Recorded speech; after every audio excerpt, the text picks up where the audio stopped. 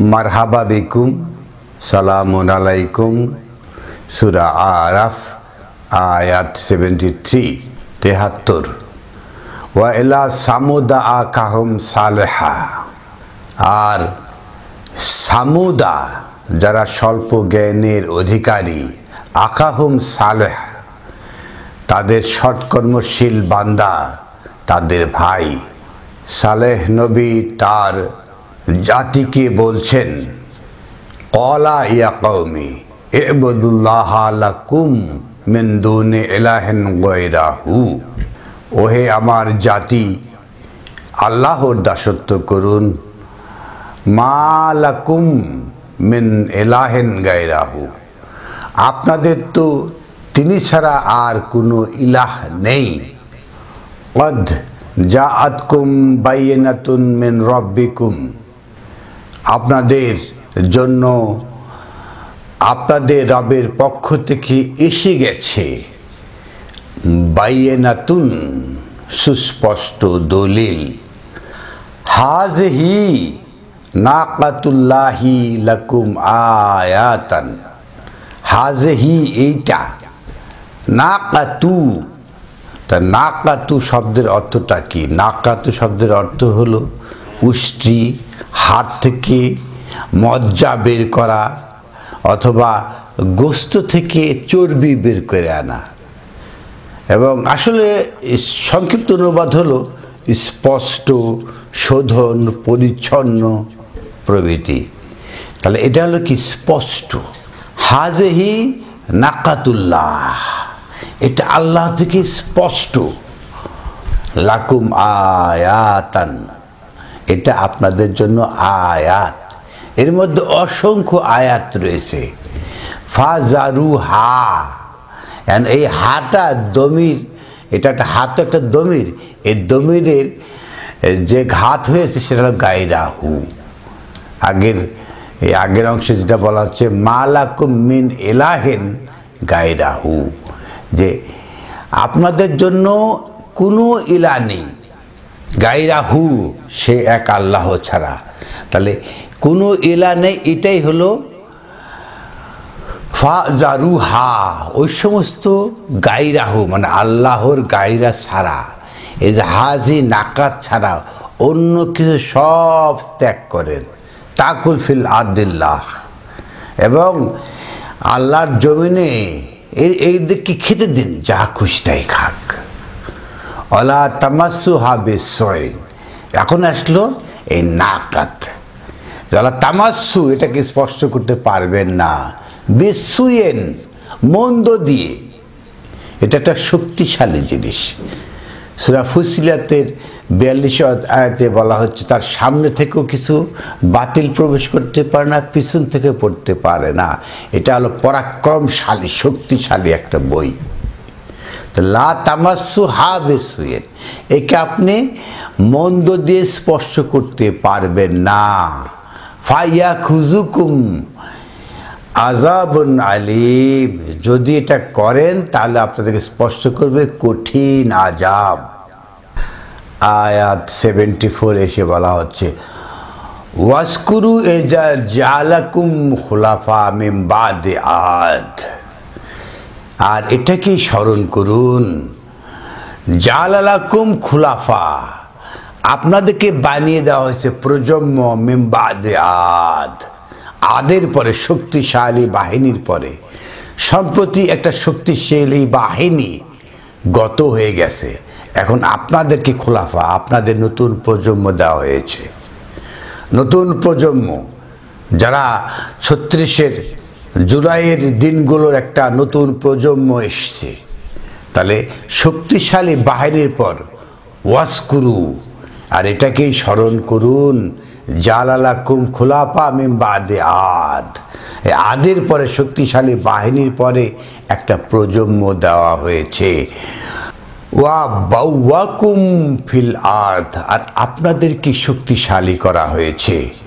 শক্তিশালী বাহিনী তো চলে গেছে, আমরা তো জানি। এই সম্প্রতি, এই মাত্র 4 মাস আগের ঘটনা, শক্তিশালী একটা বাহিনী চলে গেছে, একটা নতুন একটা প্রজন্মকে প্রতিষ্ঠা দেওয়া হয়েছে পৃথিবীতে। তাত্তাখিজুনা মিন সুহুলিহা কুসুরান, তাত্তাখিজুনা আপনারা ধরেন, মিন সুহুলিহা এই সহজগুলোকে আপনি ধরেন, কুসুরিহা সংক্ষিপ্তভাবে। এখন এই সময়ের দাবি, কোরআন সর্বসময় সর্বকালে একদম নতুন, এখনকার কথা বলা হচ্ছে। তাত্তাখিজুনা মিন সুহুলিহা আপনারা ধরেন, সহজভাবে ধরেন, কুসুরান সংক্ষিপ্তভাবে ধরেন, শুরু করেন।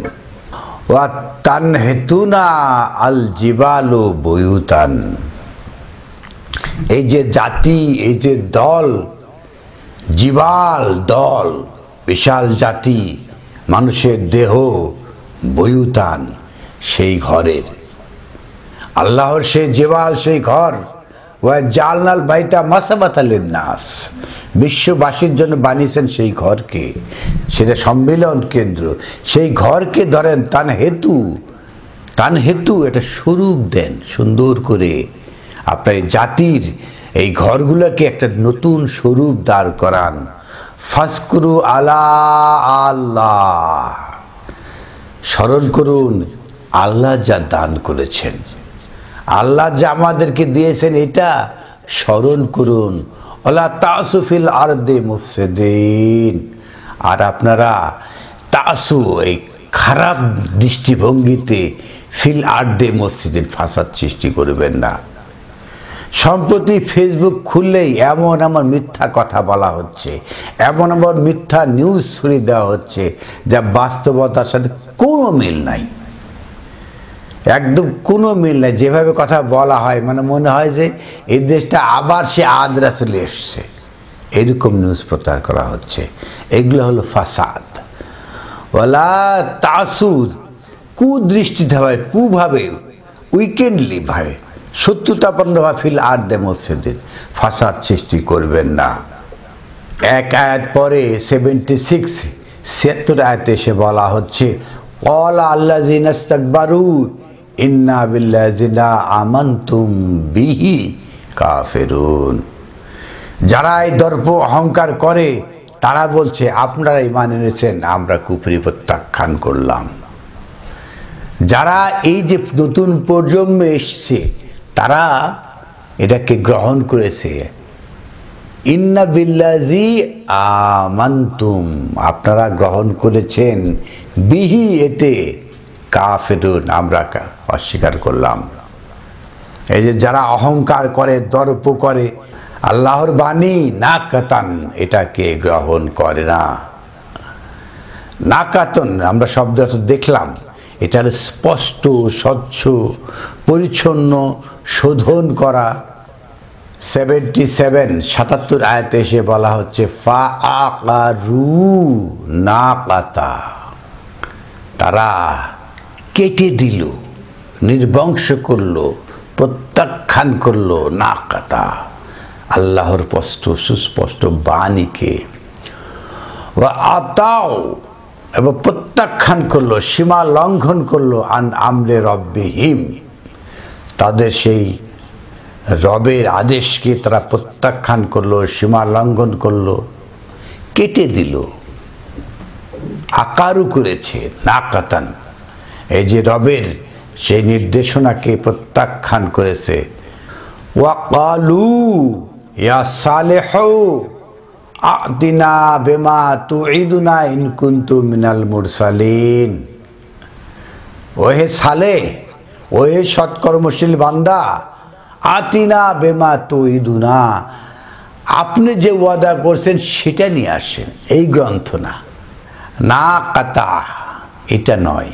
তারা বলছে অন্যটা নিয়ে আসেন, আতিনা আমাদের কাছে নিয়ে আসেন, বেমা তুইদুনা যে ওয়াদা আপনি করেছিলেন, ইন কুনতুম মিনাল মুরসালিন যদি আপনি রাসূলদের মধ্যে গণ্য হন। মহাবিশ্বকর গ্রন্থ আল কোরআন কেউ নিতে চায় না, এই না কাতা এটা নিতে চায় না। এটা একটা সহজ, ওয়ালাকাদ ইয়াসসারনাল কোরআন, কোরআনকে সহজ করা হয়েছে। ফা আখাযাতহুম রাসফাতু তখন আমরা ধরলাম তাদেরকে রাসফা, একটা ভূমিকম্প দিয়ে। এই যে ভূমিকম্প আসলো, এই যে একটা জাতির পর একটা নতুন জেনারেশন এসছে, এরা যদি প্রত্যাখ্যান করে, এরা যদি এই কিতাবকে না ধরে, তাহলে কি হবে? ফা আখাস্তু হুম, তাদেরকে ধরা হবে রাসফাতু, একটা ভূমিকম্প দিয়ে। ফা আসবাহু ফি দারিহিম জাসিমিন, এবং তাদের সে প্রভাত হবে, তারা যখন তাদের গৃহে উপুধ হয়ে পড়ে থাকবে, অর্থাৎ মৃত্যুবরণ করবে। ভূমিকম্প আসলে যে কি হবে, সে তো আসলে এই উপুর হয়ে মরা ছাড়া কোনো কথা থাকবে না। তো ভূমিকম্প কখন আসে? যখন তার জাতির আকাবিররা আল্লাহর না কাতা প্রত্যাখ্যান করে, তখনই ভূমিকম্প আসে। এখন সময় এসেছে, আদের পরে নতুন একটা প্রজন্ম এসেছে। অতএব আমাদেরকে আল কোরআন, আল্লাহর বাণীকে আষ্টে পৃষ্ঠে শক্তিশালীভাবে ধারণ করতে হবে, না হলে আবারও একটা ভূমিকম্প আসবে। আলহামদুলিল্লাহি রব্বিল আলামিন।